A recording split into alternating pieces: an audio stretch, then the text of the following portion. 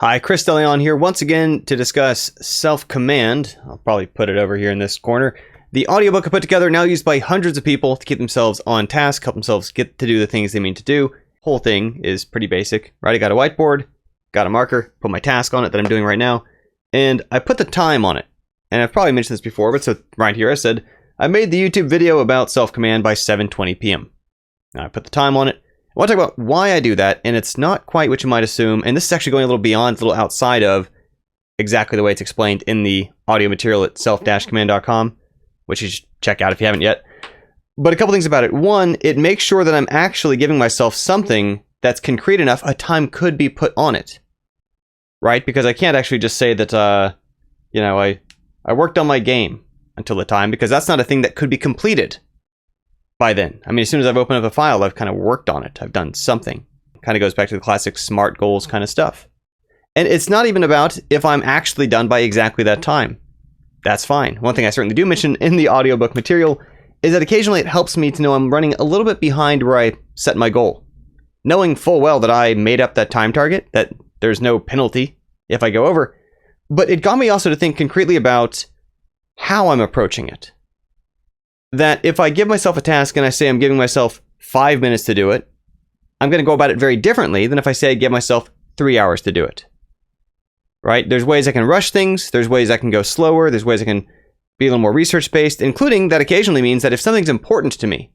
So when I'm making something that's, the other day I did a home team game dev video that was a summary of lots of the things going on, right? The 9 simultaneous projects going on in home team game dev. I knew that that was an important video.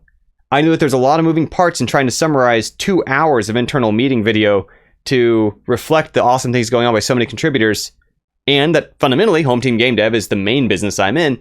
And so because of that, I gave myself extra time, knowing full well, building and padding around that on my time target to say, this is important enough to me that if I have to do multiple takes, that if I have to do a bunch of editing, if I have to kind of throw it out, try again, go back to the whiteboard, I knew that that was the kind of thing to give that kind of time to. On the other hand, there are a lot of days, and you've been able to see, when I'll sit down, I'll do a video in one take, and for the topic, for the time, for the context, I'll say, that's the amount of time it deserves. It gets a half an hour of my day, that's what it gets.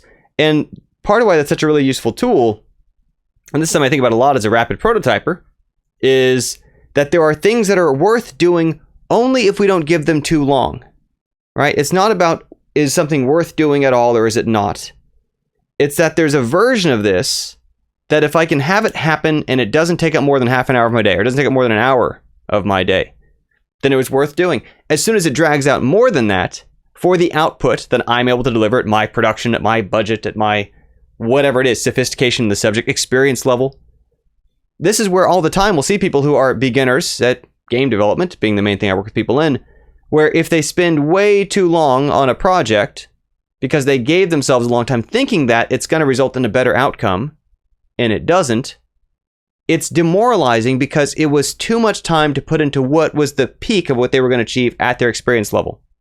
We need those cycles. We need to be able to clearly define and nail, here's how long I'm giving myself to do this by. And this is why in Home Team Game Dev, we schedule our plans with concrete release dates that we release things on and have for nearly, I guess now 90 games, soon to be 100. Pleased with that. Even though we do hit the deadline, it's mostly about thinking about how are we approaching this? How much pain, energy, and tumbling and polish are we giving this? Because there's things that are worth doing if we don't give them too long, that if we drag out are not. Same thing applies to doing videos, same thing applies to, heck, doing social media posts. I'll do some kind of joke post. I like to keep my things family friendly, or I think goof posts is what the poll today suggested people liked best. And it's something where if it's an off-the-cuff, momentary thing just said, it can be worth the time to do that. It's a reconnection to my peers. I've got people I know from industry who connect me that way. Customers pay attention to me on there. It's a platform. And if it's not given too much time, it's worth doing. As soon as time gets lost in trying to perfect and iterate and just rework the message and really kind of wordsmith it, like that's my job, like that's the content, suddenly that's not worth, at least not my time as a person running a company. Someone might hire someone else at a lower rate to do that sort of stuff. But very quickly, we start to spend a disproportionate amount of time to do it, which is, again, why it's just so important to just put right there the time. The other thing I like about it is that when we put it down physically, and it's part of why physical, tangible boards are, to me, so important for this kind of stuff, it doesn't change on us. It doesn't slide on us. And this works both ways. This both works as a ceiling for, okay, I want to give myself till then. That's as much as I want to try to aim for. It might drag out a little more. That's not the end of the world either. It's important I'm moving forward on the thing I mean to be doing. But I use the same thing not just for productivity stuff, but also for relaxation. For if I'm fitting in playing a game, reading a book not related to the work I'm currently doing, listening to a podcast, watching a YouTube video. And I want to stress too that these are things where part of what's great about it, right? The whole thing is very anti-multitasking.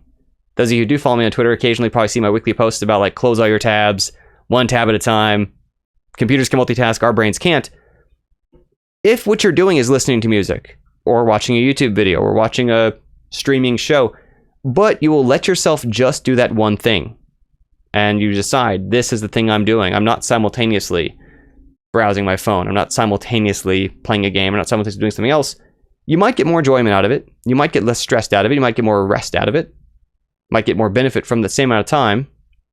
But by putting down the time, we don't begin to play this game with ourselves. I'll get to a stopping point.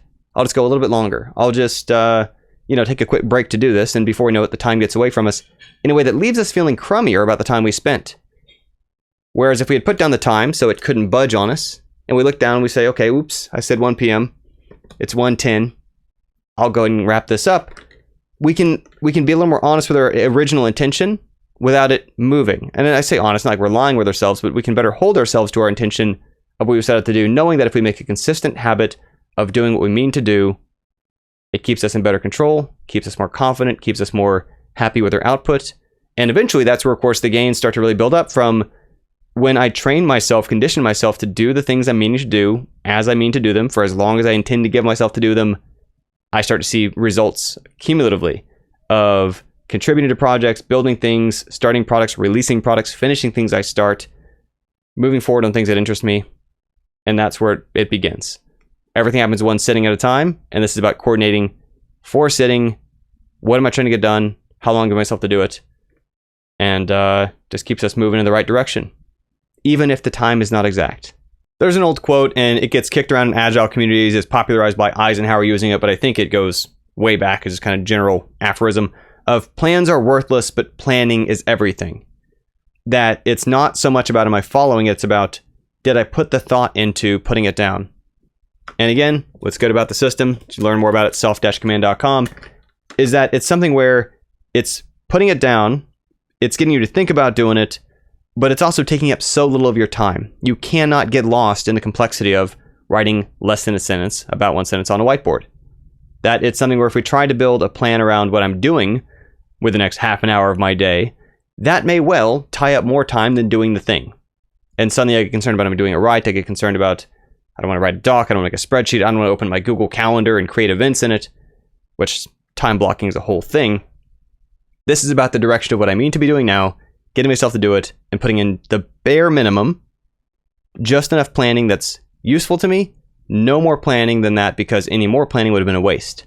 Disproportionate amount of time. Once again, comes down to, is this the suitable amount of time for what this is? And this is seconds to have better control over steering what I'm doing with the next half hour, hours, chunk of my day, third of my day, half my day. That's it for today. Check out the rest at self-command.com if you haven't yet. As a reminder, once again, it is not a free product. A lot of work went into developing, iterating, polishing, preparing it. That said, if budget's an issue, credit card access an issue, whatever, there is a plan on there to get it in exchange for doing some good in the world, which I'd rather have you do than not have access to self-command.com. Thanks once again. I continue my cycle of video topics. I think next time I'm going to be doing a plain meditations update. Lots of exciting updates there on progress. Thanks for being here. Catch you next time.